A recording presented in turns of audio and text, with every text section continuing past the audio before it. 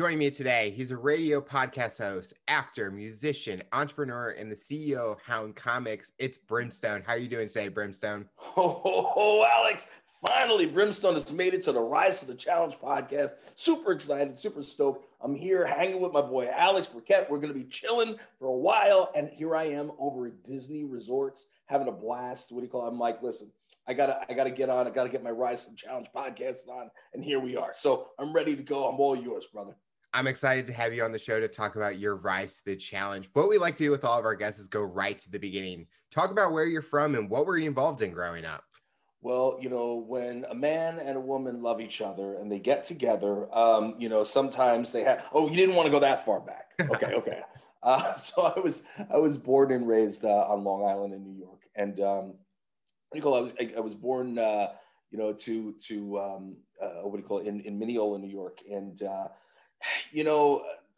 I was put into a situation where my mother and my father wound up not sticking together, and it was a big breakup. And I found myself to be in a town where I was one of the only white kids, and it was like it's an all-black town. It's Uniondale, New York, and famous for the Nassau Coliseum, if you ever heard of it.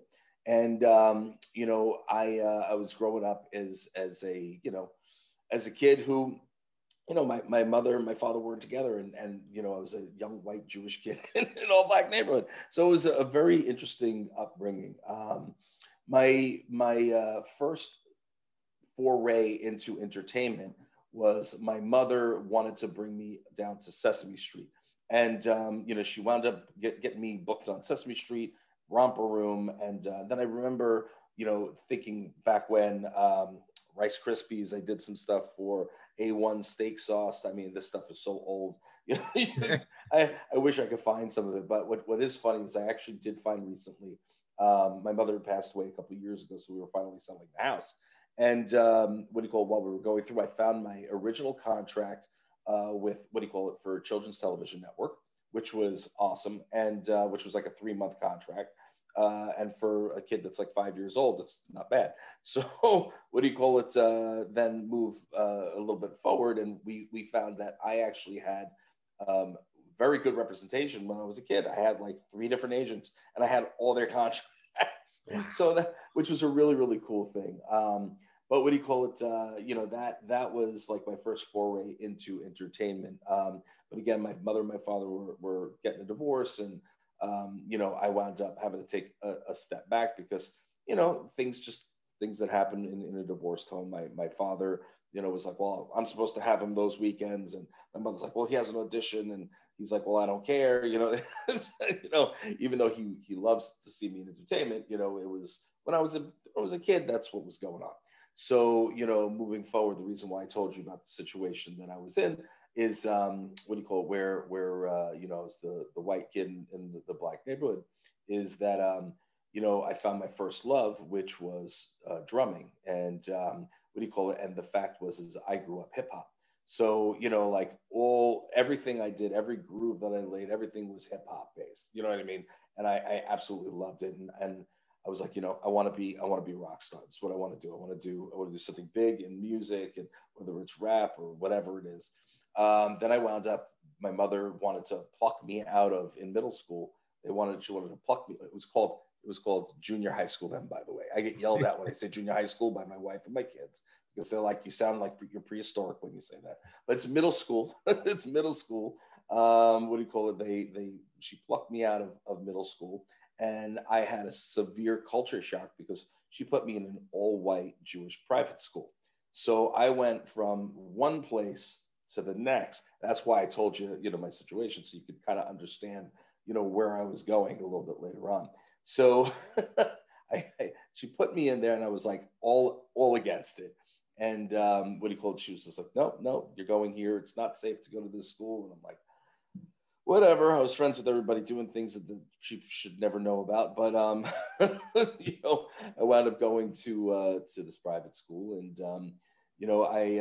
at first I didn't fit in. I was like, I was different. It was very different. And a lot of the kids there had many different issues. There's always a reason why somebody goes to private school. But what do you call it? One of the problems was you had a lot of these little rich white kids who, had silver spoons in their mouths. And, here I was coming in. I wasn't necessarily rich. We had, very little money. We were in the area we were in. And what do you call it? And they made fun of that, and they made fun of me. And what do you call it? That was the very beginning of my schooling there. And it took me actually beating the snot out of a kid in the middle of the school to gain the respect, which should have never been the case, but to gain the respect of the other kids around me. And after that, I started fitting in more, and I made friends, and I had a good grouping of people that I was friendly with. And it's funny because a couple of the people that were the ones that picked on me were the ones that I became good friends with. So here's it's a good preface to never judge a book by its cover. And that being said, with the kids from that school and the friends I made, I got very into. I was exposed for the first time to like metal and rock and so forth. So between that and my hip hop background, I was just became a lover of all music. And I wound up going on to do school, to college to do music. And it was a pretty crazy time. So that was my first real not under my mother or father or anything. I did music, and I just started playing everywhere and doing everything. That's really where I learned a lot of the business, aspects of business that I still use to this day in terms of guerrilla marketing and, you know what I mean? And just research, you know what I mean? The biggest thing in business in general, relationships. So, that was pretty much where I got started. I'm sorry, I could be very long-winded, especially when I've just woken up. So. Did you always like being in the entertainment industry, or did it take away from you having like a personal life and making friends and kind of interacting, where as you gotten older that it was hard for people to understand who you were as a person?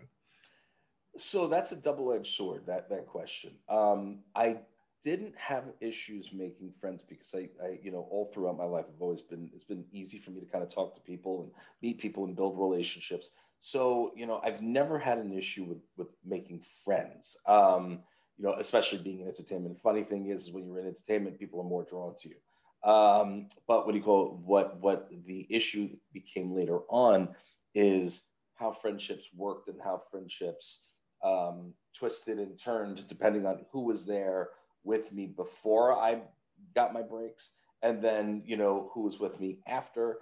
There's so many different aspects of entertainment where there are a lot of people that they just don't understand what goes into it, and they don't understand the time and effort that you have to put into it. So friends of yours that have been friends of yours for years, then all of a sudden, well, now, Brim's going on tour for a bit, or Brim doesn't have a chance to call because he's working on X, Y, and Z, or, at the time, I was away, doing, wrestling, or now like my schedule's so stacked, it's hard for me to keep up with people. You could still call me and I'll take the time. I'll break a little bit of time off just to sit and have that conversation because I do care about you. But a lot of people don't understand that you can't be accessible 24/7 like you once were. So that kind of lit some people's rear ends on fire. Then you've got other people that, are, because I'm a big believer of bringing the people up that are around you. And matter of fact, with the Grindhouse Radio, my interns, for Hound Comics Inc.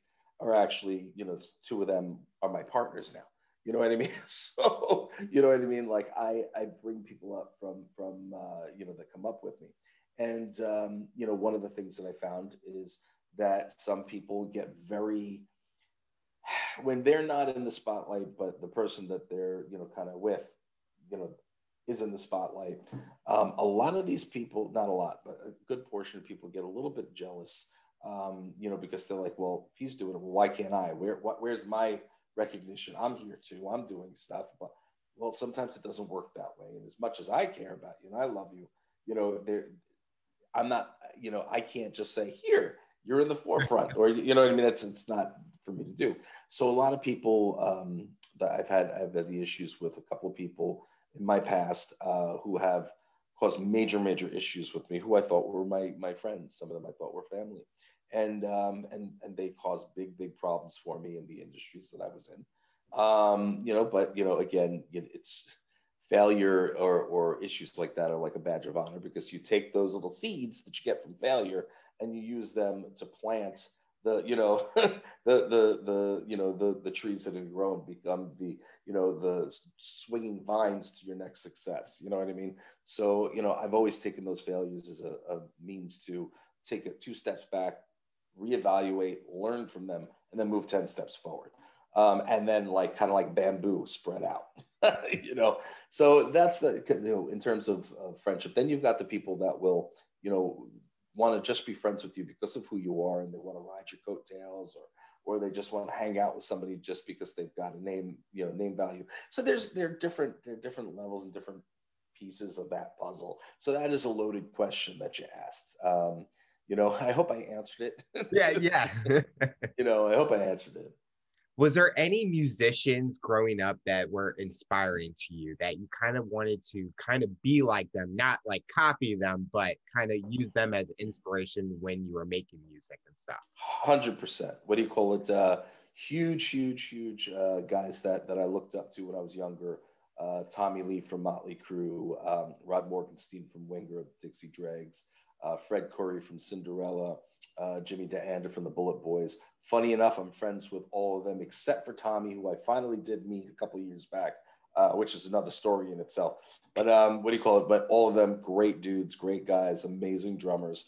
And it was when you're looking at these guys, when I was a kid, I was idolizing them in terms of the fact that I just loved the way they, not just the way they played, but the showmanship. You know what I mean? Because back when the 80s bands, the 90s bands, big hair, spinning sticks, throwing them up in the air, catching, doing different, just the showmanship, just made me, I was like, I want to do that. I want to be there. I want to make that work. I want to make that happen. And what do you call it? Yeah, for many reasons, a lot of these guys just really intrigued me to just get better. And and it was funny because I used to play backwards. I was self-taught, so I played backwards on my drum kit. And then when I started taking regular lessons, what do you call it? My teacher was like, "You do realize you're playing backwards, right?" And I was like, "No, I didn't know that." So he switched me and made me play the standard, with hi-hat, and snare on the left. What do you call it? When I was playing on the right.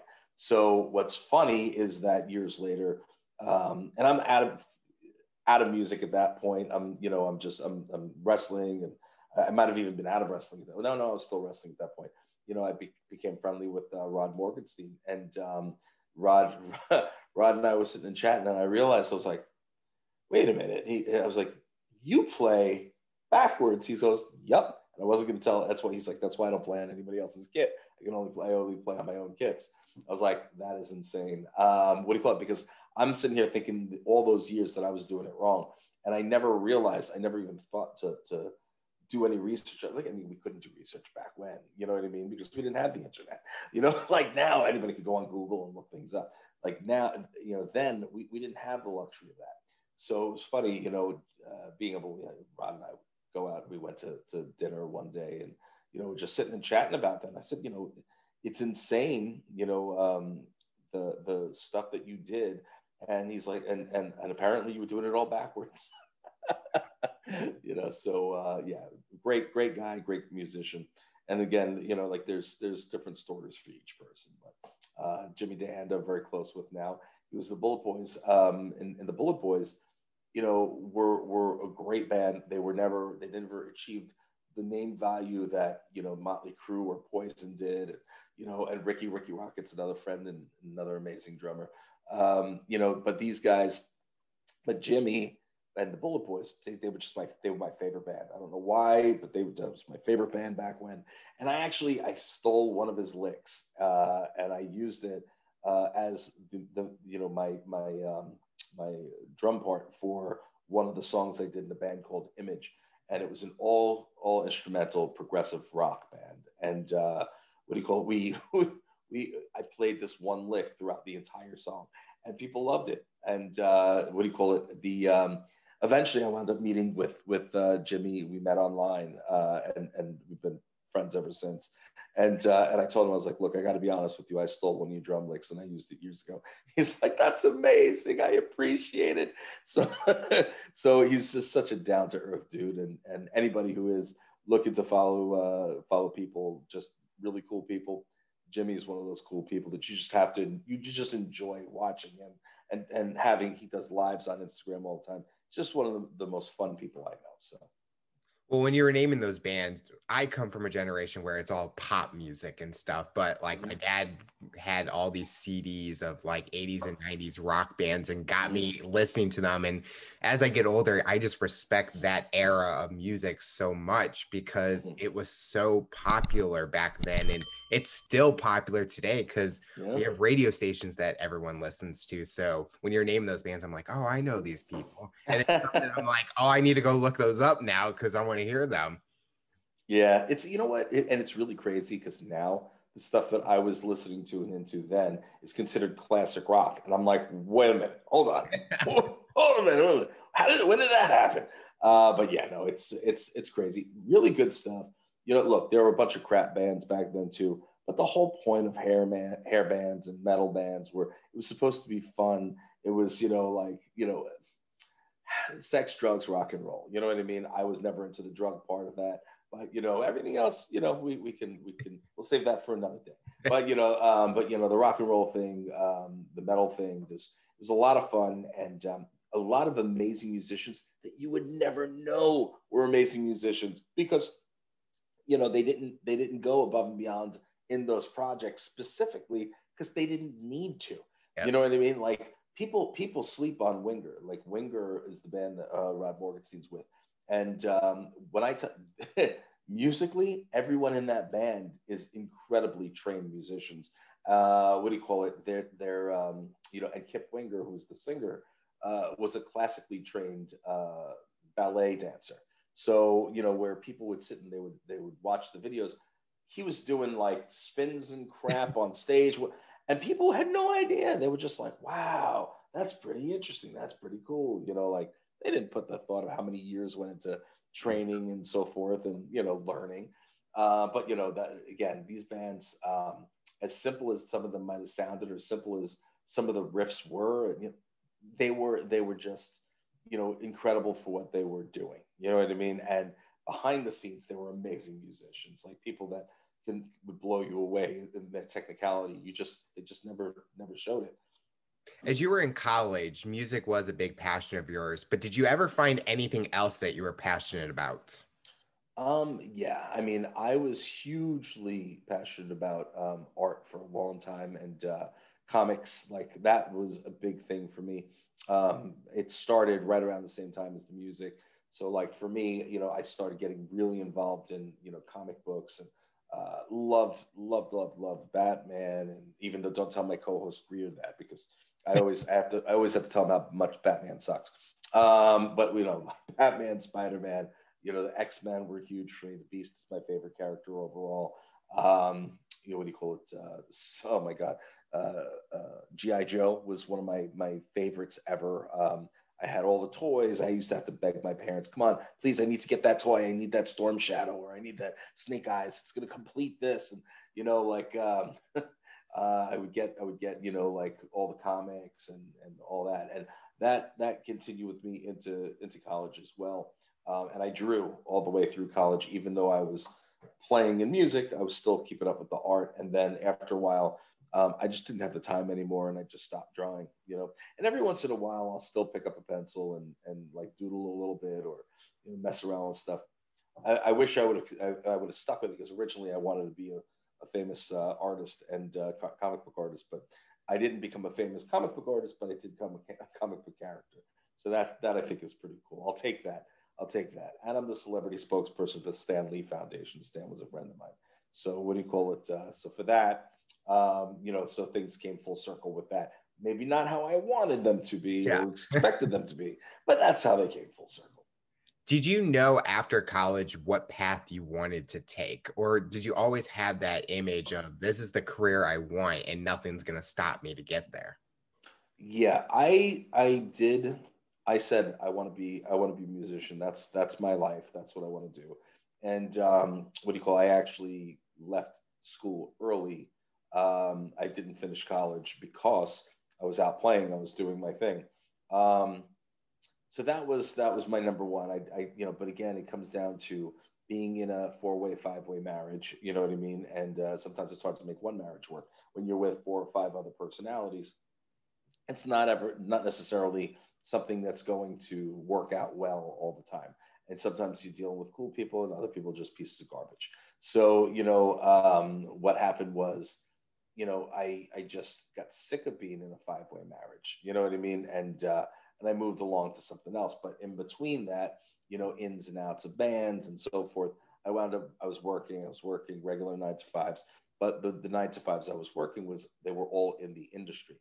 So I was working for publications, and I was working for here, on Long Island is, Good Times, the Island Year, and this one, that one, the next one. I worked for the Long Island Voice, which was the Village Voice's little sister company. You know what I mean? It was the pet project of Beth Stern, who was Andrea Stern, rather. I'm sorry, who was the owners of the Village Voice's daughter, and she ran the Long Island version. I was high up in sales there, sales, marketing, and advertising. What do you call it? And then Newsday, which is a big company here on the island in Manhattan, they're a big publication. They bought me from the Long Island Press, the Long Island Voice, rather. So, it was like I kept moving around, but I was doing the same thing in all of these different companies while I was playing.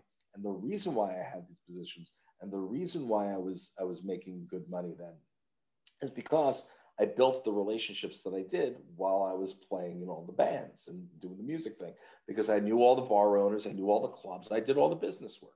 You know what I mean? All the business stuff was me. I did all the guerrilla marketing. I did it. So I knew everybody in the area. I knew everybody from out of the area, and I would be able to sell like the Dickens because people trusted me. You know what I mean? It's all about relationships. So, I was very successful in doing all of those working for all those publications. And, I dipped out for a little while. I got my insurance license, figuring, well, maybe I should do something, within the family business, because my father is in insurance and my stepmother's insurance. And I'm like, maybe I should do that.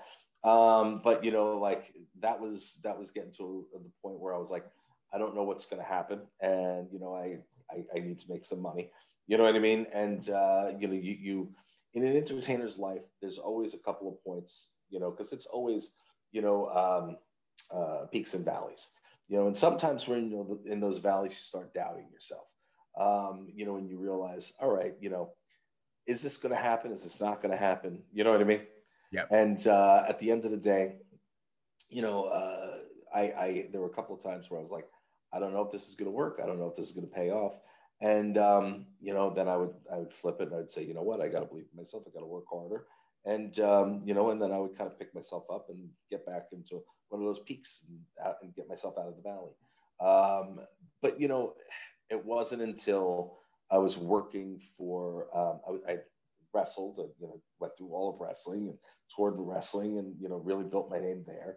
And then it wasn't until I had taken a break for about a year or so, maybe a little bit longer, and out of wrestling. And I was just working for a company. I built a publication called the Employment Journal. So it was like a career-based publication. So that's where I learned, publishing, obviously now for Hound Comics, yada, yada, yada. But I learned by publishing there. I learned a lot of different things, I was doing some career fairs, and I had some of the best, selling career fairs in the company. And I had the biggest book that was out there in the entire area. It was the biggest employment publication in New York, I've got to say. And that being said, after a while, it wasn't fully mine. I'm putting in all this effort and this time and this invested, effort. And yeah, I was making decent money, but I was like, I don't like being on the thumb of somebody else. I don't like being under somebody else's thumb. I've already been there, done that, on many occasions. I said, I'm done. And I started slowly getting back into entertainment. I started doing a whole bunch of red carpets, which in Manhattan, which was probably, you know, the bad thing, because I was really selfish about it, and I took a lot of time away from my family that I shouldn't have taken away from my family. And but I, you know, that's what happened. I went into Manhattan. I was doing 3 or 4 different events a night, you know, going there and just meeting everybody, the press, the this, the that, the next thing, making sure that I was rubbing elbows with all the right people. And, you know, I kind of got myself back into the business and into entertainment. And I started wrestling again. What do you call it? And what do you call it? And from then on in, I decided I'm done working for somebody else. And I stopped, and that was it. And for the rest of eternity, I have not worked for another person since. And you're talking about a lot of time has passed. So, you know what I mean? From there, I built Hound Comics Inc., Hound Entertainment Group. I built the Grindhouse Radio Corp. You know, I've got a bunch of other side hustles that I do on the regular. I do voice work. I do, you know, acting. I do, you name it, and I do it. So I do a lot of influencing. You know, so that's for me. You know, that I get to be Brimstone 24/7, which sometimes is a pain in the ass too. But you know, because technically that means I'm working for Brimstone. But no. But no, at the end of the day, now it's me. I'm working for my family and working for myself, and that's it, man. You know, and I've never looked back, and I never would look back. I could never go backwards now. I like, you know what I mean? It could never go backwards. And it's crazy because people are always like, oh, well, you know, you're not getting a paycheck every day or every week and blah, blah, blah. And you don't know. It's like, well, guess what? You know, but when I do get a paycheck, it's more than what you make in, you know, 6 months. So, you know, so who are you talking to? So don't look into my pockets. You don't know what's going on in my pockets. And, but regardless, you know, it's a lot of fun, but it is a tremendous amount of work. A lot of people also think, well, because you work for yourself, you could take time for whatever you want. You could go. No, the fact is, being an entrepreneur, being in entertainment, and entertainers are entrepreneurs. Okay, and a lot of people get that twisted. You know, the fact is that if I don't work, I'm not making money. If I'm not doing something, nothing's happening. You know what I'm saying? So here I am, you know, like I'm on vacation. I'm still having a conversation with you. I've got 2 other shows I've got to do that are my own, and then another 2 interviews to do as well. So I'm on my vacation. I'm doing, you know, X amount of shows today, you know, alone. So the fact is you always have to keep moving. You always have to keep working. And a lot of people get it twisted that you think, oh, well, you can do whatever you want. You can take the day off. You're having fun. It's like, you don't even have the slightest clue of how hard I work. You know what I mean? I'm up early a lot of the times, up late. You know what I mean? I'm on social media 24/7. You know what I mean? It's not my wife. It's not my assistant. It's not my intern. It's me on social media, responding to everybody and doing all my social media work. You know, I got to do, you try doing, you know, here's an example of one of my days the last few weeks. I had to go on the day of my daughter's graduation. I wound up going into the studio, recorded for one video game, went to the graduation with my wife and my little one, watched the graduation. Then we went to lunch, did lunch, came back. I recorded for another video game, okay, at the studio. And then we did another show. And then I did more video game work following that until about 3 in the morning. So you tell me who's working hard that day. You know what I'm saying?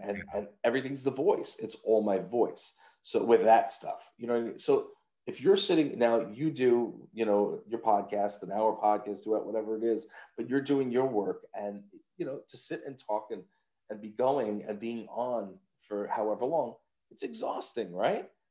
Yeah. You know? So, you know, you try doing it now and being other characters for X amount of hours all day long. And you know what I mean? And then being able to go and be up and smiling and, you know, be excited. Like, come on, man, it's a lot of work.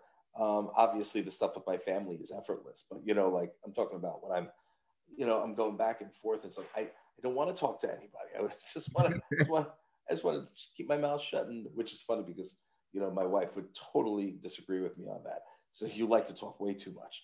But what do you call it? At the end of the day, you know, when you're doing this stuff, it's like, it's a strain on your vocal cords. And the reason why people don't stay in the studio as long as I do necessarily. And the reason for that is because they're working for other people and that, you know what I mean? They're working in their studios. So I'm doing it out of my own studio. So, for the ones that I'm doing, that I don't have to be in someone else's studio, doing it in my studio. So I want to get it all done in a certain amount of time so I can get on to the next project, if that makes sense to you. So I know I bounced around a lot. I just had an interview with someone and we were talking about, he was an entrepreneur and talking about it took him 10 years to finally take a break. And it's because he wanted to work, and if he tried to take out time, but he knew that if he wasn't working, like you said, if you weren't working, you weren't getting that paycheck, you weren't supporting the family. So it's totally understanding. And I think a lot of people can relate to that if they're in the entrepreneurial stage, because they're working so hard, but they forget that they still have to enjoy everyday life and stuff. Oh yeah. Oh yeah. There's one, it's very important that people learn that they have to stop and smell the roses every once in a while. Because that mental health is very important as well. And, that's why we took this sabbatical, because, for many reasons, one, like I said, I think before, on air prior, the last year and a half with COVID and my kids being stuck, you know what I mean, in the house and not seeing anybody or doing anything and so forth, and remote learning. And then myself, I've been, the same thing. Myself and my wife been stuck in, inside. I've been in the same, four walls between my house and my studio. You know what I mean? After a while, you're like, okay, I got to get out, because I'm so used to touring. You know what I mean? I'm used to being out and about. So I'm like a caged animal sitting in, in whether the house or the studio. I'm like, I got to get out. I got to do something. I got to be somewhere. But I also needed to take a break. And when a couple of weeks ago, my son and I went, because I have a couple of new hot sauces coming out to come into my line. A couple of the old ones are coming back.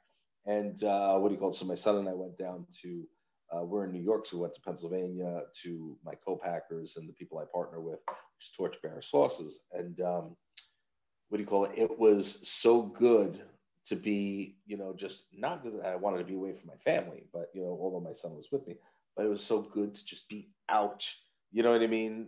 After so long, and kind of on my own terms. I'd done a couple of different events in between that were towards the tail end of COVID's still here, it's not over, but towards the end of, the really heavy COVID times. And one of the foodie events, and I don't want to name which one it was, but my son and I was judging, or I was supposed to judge. I wound up not judging that day. We wound up doing some other stuff, but my son and I were there. And when I tell you, like, it was outside, but it was shoulder to shoulder people. And I was just overwhelmed, because remember, I was the first one back.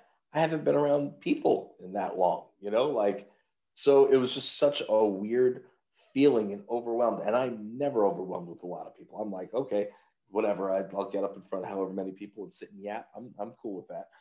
But for me, for that first event back, it was just mind blowing, how people were just acting like everything was normal. That was the first one back. The second one I did was the Rib King, New York City, and that was another foodie event, because I'm in the foodie world too.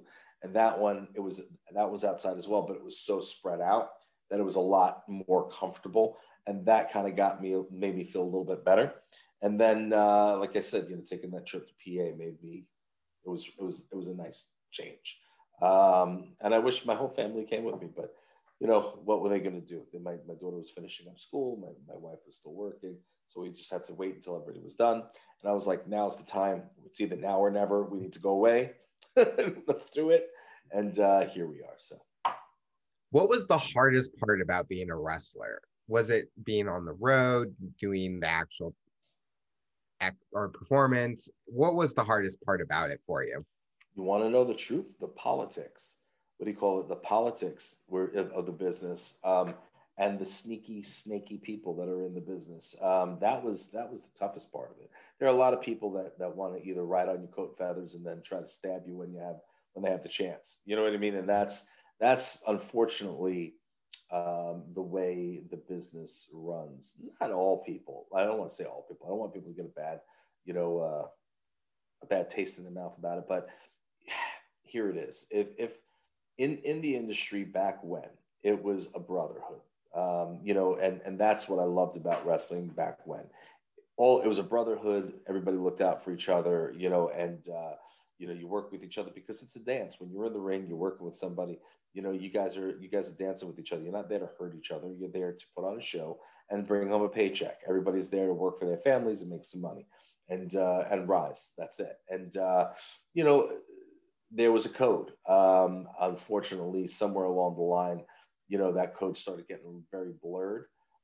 It's not as much as people might be like, oh, yeah, it's a brotherhood. At this point, it's not as much of a brotherhood as it was once was. And there's a lot of politics and people like, talking and yapping. And the fact that the internet is there now makes it that much worse because it's not a mystery anymore. You know what I mean? It's not what it was. It's not, back when we used to speak Carney just to talk to one another so people wouldn't know what we were talking about. You know what I mean? The heels and the faces wouldn't be traveling with each other or showing up to events together or hanging out after events with each other because you're not supposed to be, and it's the whole allure of wrestling, and again, it's changed a lot over the years. I love wrestling for what it was, not for what it is. And would I never get back into the business? I wouldn't say that. I might.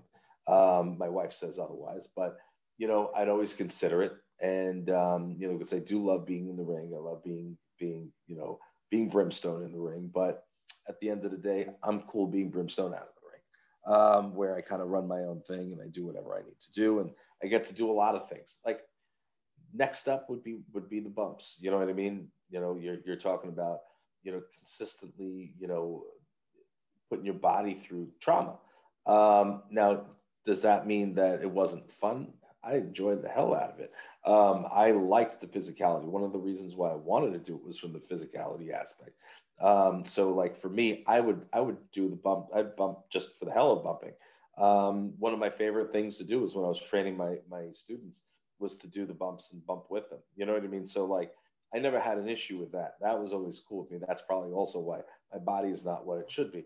But that being said, after that is what do you call it? The touring, because that took me away from my family for way too long when my older kids were younger. So the touring was really brutal on that, and I was away a lot.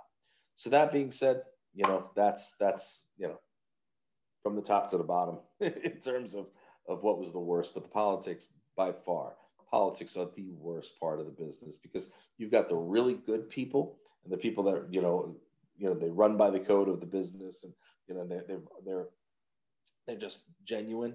And then you've got the real garbage people take advantage of anybody they possibly can. And unfortunately, that's the way it is in any business. So, you know what I mean? You're going to have to deal with that no matter which angle you go at, whether it's in entertainment, whether it's in business, whether you're working for, you're working at a retail store. It doesn't make a difference. You're always going to have those politics. So hope that makes sense. Did it make it hard to trust people in that situation where you didn't know what was being said maybe about you or if they were going to affect your future because you're trying to make money for your family, and if they're taking away opportunities from you, that it's going to hurt you in the long run? To a certain extent, but the thing is, I have the relationships, and I always have the relationships, so that never bothered me. And to be completely honest, I don't care what haters say. It doesn't affect me. I still do me. I still do whatever I want to do. I'm unapologetically, authentically me. You know what I mean? That's it. And I don't care. I don't care if you don't like me. Okay, I'm sorry. Sorry to hear that. You want to talk smack about me? No problem. That's free advertising. You know what I mean? Because once people go and look me up, they'll realize that, oh, okay, well, maybe what this person was saying wasn't necessarily so true. And the fact of the matter is I've never had an issue with making new contacts or, doing business with people. And that's never bothered me. So no, that never, when I said it's time for me to be done, it's because I said it was time for me to be done, not because somebody else, said that I wanted to get out before being, in my 50s and still bumping around in a ring. You know what I mean? And I also wanted to explore other options and other opportunities. I wanted to see what else was out there. And I wanted to enjoy life. And you know, my father, when he was younger, didn't get to continue in entertainment. He should have been a pro golfer. And then what do you call it? He was also a singer, and you know, he self-taught guitar, but you know, great singer. And you know, all that was cut short. So even though he still sings and he still plays guitar, it's not the same as being out in the forefront, doing, you know, doing the things that I do and being out there and, you know, kind of just being able to do whatever the hell I want to do and enjoy life. Does that make sense? You know what I mean? Yes. So that's it. And are things hard sometimes? Sure. Are things, you know, but are things easy most of the times? Sure. You know, we could do whatever. My family gets to do things that other families don't get to do. You know what I mean? We get to enjoy things that other people don't get to enjoy. And, you know, but, you know, doesn't mean that everything's perfect in the world of the Brimstones. You know, we've got other things going on, and, you know, like, but, but, you know, at the end of the day, it's a business, and I'm in business, and I'm doing 50 different businesses under my Brimstone umbrella, under the GHR umbrella, under the Hound umbrella. So there are so many different things at work, but I get to enjoy, you know what I mean, being me, you know what I mean? And I would never, ever look back. Your son is at an age where he understands everything. He's old enough that he understands the sacrifices that you made. Have you had that conversation with him to kind of steer him into the direction where the sacrifices doesn't take over his life, where he still gets to enjoy what he loves doing outside of work?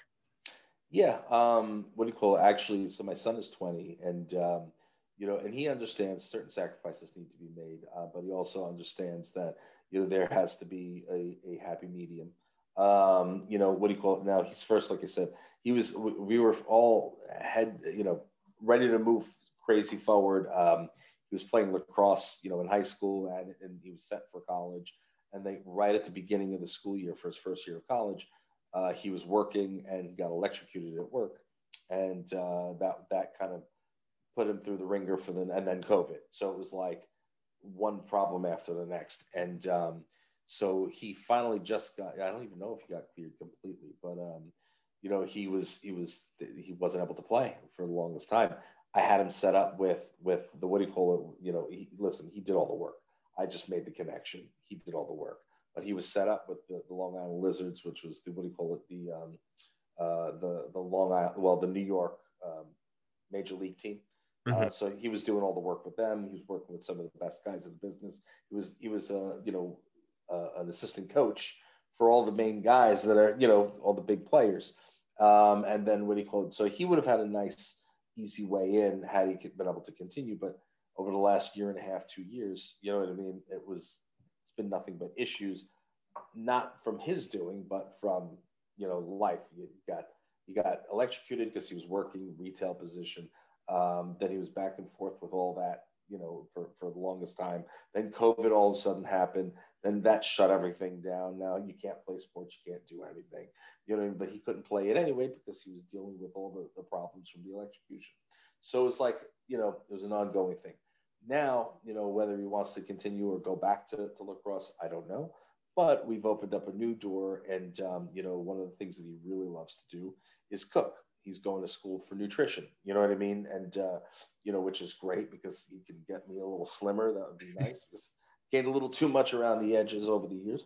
But what do you call it? Especially this trip, I ate way too much. But don't sleep on that stuffed crust pizza, man. We had some of that last night. It was pretty badass. I was impressed.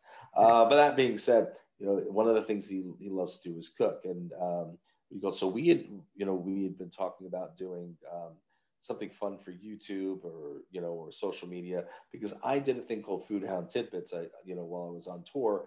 And that was before, you know, food things were huge on social media and YouTube. Like now everybody and their mother does it on you know, YouTube and social media, and they're a chef and whatever. Okay, great. No, whatever. But Food Hound Tidbits we did while we were touring. And it was a great show. And we had a lot of fun. Then we were pretty big on FoodTube and blah, blah, blah, blah, blah. So we did that for about 3 seasons. And what do you call it? So my son and I were sitting and talking, and we were like, all right, well, maybe we'll do something on social media, whatever. And now, what do you call it? We are going to be doing something that I can't talk about. It's not on YouTube. It's actually on something much bigger. And it starts filming not long after we get back. So I can't talk about that more than that, but that you get a little bit of a touch on there. So we're going to be doing something. He's going to be shooting with me for we're doing our own series, and that is going to a streaming service that I cannot say as of right now. That being said, what do you call it? Between that and then two of my kids, what do you call it? Dylan and Haley are both going to be doing voice work in some of the video games. The video game and one of the cartoons that I'm involved in. They did their auditions and they got in on their own merit, not because of me. And what do you call it? So they're on their way. And if they want to continue in entertainment, great. If they don't, great. Whatever they want to do is fine with me, as long as they're not swinging around on a pole. I'm all right. And my older daughter, she didn't do entertainment. She went and she dabbled with it a little bit when she was younger. She wanted to do the model thing. So I had all my friends from Top Model were sitting and giving her hints, and you know what I mean. And her Aunt Claire, which from Top Model. What do you call it? Claire was, whatever you need. And she was always trying to give her tips and pointers and so forth. But, she decided that she didn't want to do it anymore. And that was that. And I was like, okay. And, now she's a teacher, so she teaches upstate. She's got a great job and, right out of school teaching. So, 24 and doing well. So, that's hard work and effort pays off, So that's it. It doesn't matter what industry you want to be in. As long as you put the effort in, put the time in, you'll succeed. I love everything that you've done in your career, like all the different areas, because it just shows, and just talking to you, I can just feel the passion that you have for it. And thank you. When you say the things that you can't talk about, it's now I'm looking forward to when it does come out to see what it is and stuff.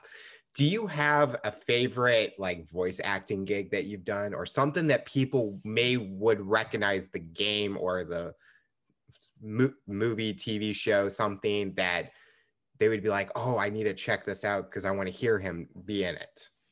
Well, one of the things I'm super stoked about right now is The Search for the Lost Weld. And that one it's by a small indie designer who is, I think it's Idaho. I mean, she's awesome.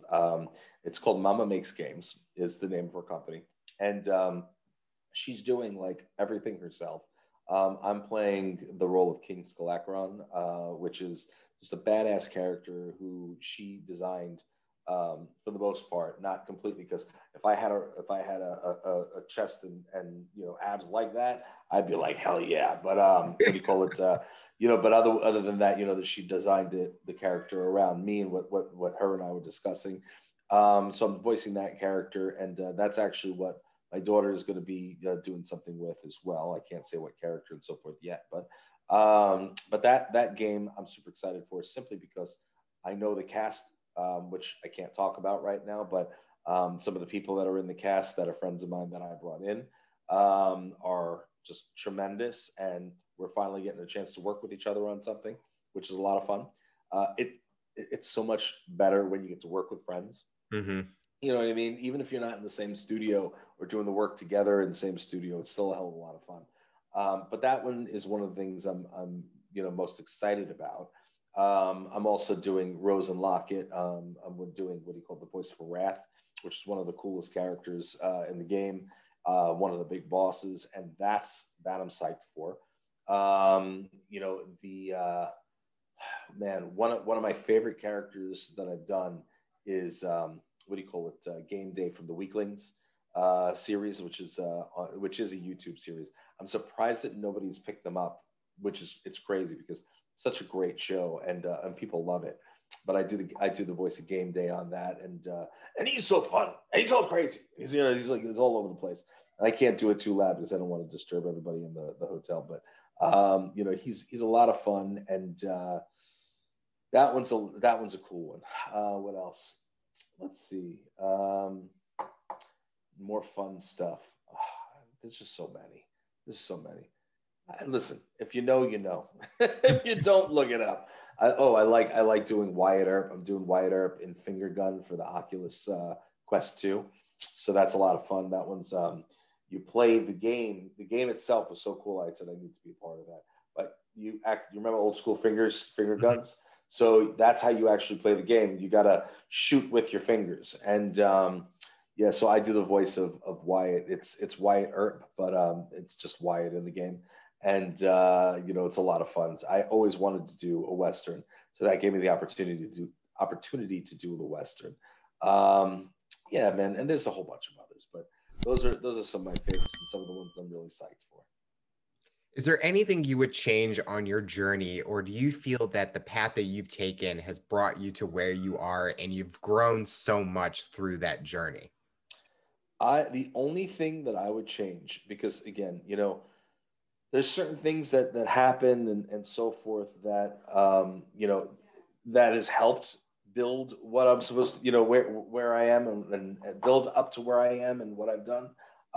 So like I wouldn't want to change too much, but what I would change is getting, you know, working with some of the people that I worked with that I probably shouldn't have worked with. You know, and I had feelings that I shouldn't have worked with those people, but I did it anyway. Because sometimes, you know, you're like, oh well, you know, I can do this and I'll be able to handle it. And you know, there's some, like I said, there's some real sleazy people out there that will really, they will always try to hurt you. You know, and they don't do it up front. They don't do it face to face. They always do it under everything because they're you know, wussy. Yeah, that's the best way to, is that the simplest way to describe it. They're, you know, they're just afraid to do it face on because they know that they'll get crushed. So they do it under the table. You know what I mean? It is what it is. So, you know, that would be the only thing that I would change. Other than that, you know, and taking too much selfish time. I was at that time I had something to prove. You know what I mean? I had something to prove, and I was like, I'm just going to do it. I'm going to make it work, and I don't care what it takes. And you know, could have torn my family apart. But what do you call it? Thankfully, you know, everything was stronger than that, and we're here. And at the end of the day, those are the only couple of things that I would change. Other than that, the failure, I wear them as badges of honor. You know, what do you call it? The successes, they've been amazing.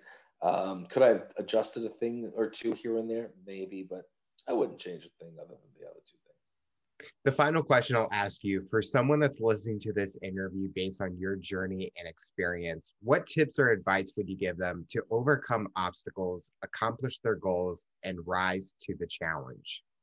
Always be yourself, unapologetically, authentically yourself. Never take no for an answer. Continue to move forward, even when it's painful, even when it hurts, even when you think nothing's going to happen, it's never going to happen. That's when magic does happen. The magic happens right after you get out of that comfort zone, right after you get out of that space where you're like, you know, oh, nothing's going to work. And you take that one more step, and then all of a sudden, wow, it is working. It's here. It's happening. Be in it while it's happening. Don't lose sight of enjoying it while it's happening, because just because it's happening at that point doesn't mean that it's going to continue to happen. You know what I mean? Some people get the one opportunity, the one shot, and then it peters out, and then they don't know what to do with themselves. Enjoy it while you can, you know, and then figure out a way to keep that flow and keep that momentum going. You know, for me, again, all throughout my career, I've learned to deal and go with the ebb and flow of the entertainment world. So, you know, there are certain secrets and so forth that are out there that you'll figure them out if you pay attention. And that's all I'm going to say about that. But what do you call it? At the end of the day, the fact of the matter is that if you work hard, all right, and you really put in 200%, and you believe in yourself, you'll succeed in something that you're looking to succeed in. The fact is I don't want to say everybody's going to succeed, but if I could do it, you could do it. And you know, if you work hard enough, you'll secure your goals. You'll make them happen. You'll succeed. It is a way to do it. Well, Brimstone, I want to thank you so much for coming on the show and talking about your rise to the challenge. You're inspiring so many people, and we're excited to see what the future has for you. Thank you so much, Alex. It has been an honor and a privilege being here. Thank you again for having me. And anybody who wants to check me out, please hit me up. My official website, therealbrimstone.com. Also, my social media. I'm on everything. I am most active on Instagram at The Real Brimstone. It's verified. You know it's me. It's me. It's me responding, people. Please, it's not my wife. It's not my intern. It's not my assistant. It's me. What do you call it? I promise you, you will get, an answer back. Don't DM me 5 million things. Sometimes I don't get all the DMs because there's different sections of DMs and I don't always see them. But if you write on photos and so forth, I'll always get to it because I go back and I check to make sure that I hit everybody. So I promise you I will respond, and I hope that you'll give me a shot. Come hang out and check out Old Brim.